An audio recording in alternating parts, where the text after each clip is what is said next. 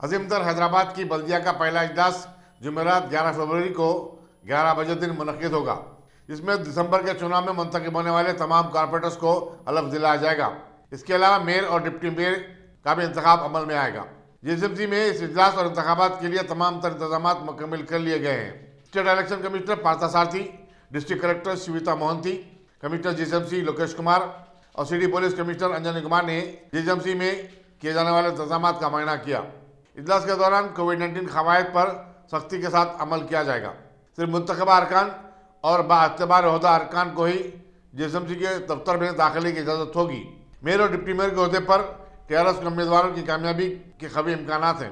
Chief minister के Chandrashekhar Rao party उम्मीदवारों के नामों को जुमेरात को मोहरबंद लिफाफे में रवाना करेंगे। इसी दौरान बीजेपी ने भी मेयर और डिप्टी मेयर के ओहदों के लिए मुकाबले का ऐलान किया है।